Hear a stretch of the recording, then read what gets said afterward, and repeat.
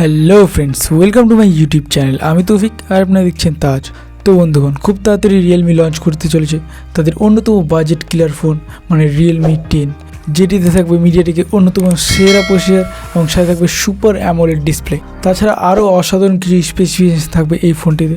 তো বন্ধুরা, চলো দেখা যাক কত টাকা প্রাইস পয়েন্ট এবং আরও কী কী অসাধারণ স্পেসিফিকেশনের সাথে এই ফোনটি ইন্ডিয়াতে লঞ্চ হয়।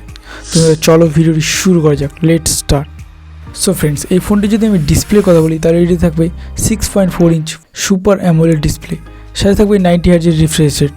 ওভারঅল যদি আমি এই ফোনটির ডিসপ্লের কথা বলি, একটি নেক্সট লেভেল ডিসপ্লে হবে এই ফোনটি যদি আমি প্রসেসরের কথা বলি তাহলে এটিতে প্রসেসর থাকবে মিডিয়াটেকের অন্যতম সেরা প্রসেসর মানে মিডিয়াটেকের হেলিও G99 প্রসেসর, যেটি অন্যতম একটি গেমিং এবং নেক্সট লেভেল প্রসেসর।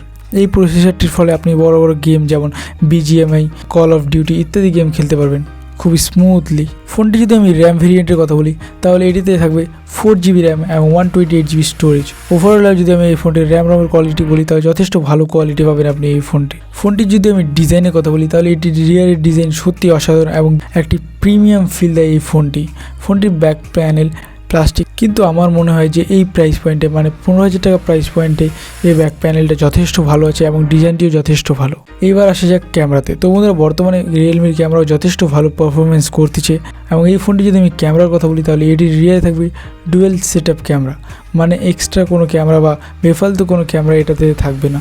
এই ফোনটির রিয়ারে থাকবে 50 মেগাপিক্সেলের মেইন ক্যামেরা, সাথে থাকবে 2 মেগাপিক্সেলের ডেপথ ক্যামেরা।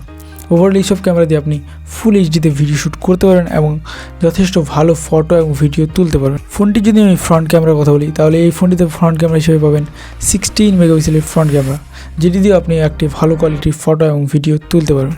এবং বর্তমানে রিয়েলমির অপটিমাইজেশন মানে ক্যামেরার ইমপ্রুভমেন্ট, ক্যামেরাতে অপটিমাইজেশন যথেষ্ট ভালো, যার ফলে রিয়েলমি খুব ভালোভাবে অপটিমাইজেশন করে এবং ভালো ফটো এবং ভিডিও কোয়ালিটি তুলে থাকে ক্যামেরায়। এবার আসা যাক ব্যাটারিতে। তো বন্ধুরা, এই ফোনটি যদি আমি ব্যাটারির কথা বলি তাহলে এটিতে থাকবে 5000 mAh একটি বড় ব্যাটারি, সাথে থাকবে 33 ওয়াট ফাস্ট চার্জার। ওভারঅল একটি ভালো কম্বিনেশনের সাথে আপনি এই ফোনটি পাবেন। তো বন্ধুরা, ওভারঅল এইসব স্পেসিফিকেশন থাকবে এই ফোনটিতে এবং এই ফোনটি যদি আমি প্রাইসের রেঞ্জের কথা বলি তাহলে এটি সম্ভবত 15,000 টাকার আশেপাশে লঞ্চ হবে এবং ফোনটি 9th নভেম্বর ইন্ডিয়াতে লঞ্চ হবে। তো বন্ধুরা, এই প্রাইস পয়েন্টে মানে 15,000 টাকা প্রাইস পয়েন্টে এই ফোনটি যদি আমি বাজেট ক্লিয়ারের ফোন কথা বলি তাহলে এটিতে আপনি একটি সুপার অ্যামোলেড ডিসপ্লে পাচ্ছেন, সাথে পাচ্ছেন মিডিয়াটেকের অন্যতম সেরা প্রসেসর এবং যথেষ্ট ভালো ক্যামেরা কোয়ালিটি। ওভারঅল এইসব স্পেসিফিকেশন দেখে আমার মনে হয় যে 15,000 টাকার মধ্যে এটি একটি অন্যতম সেরা বাজেট কিলার ফোন।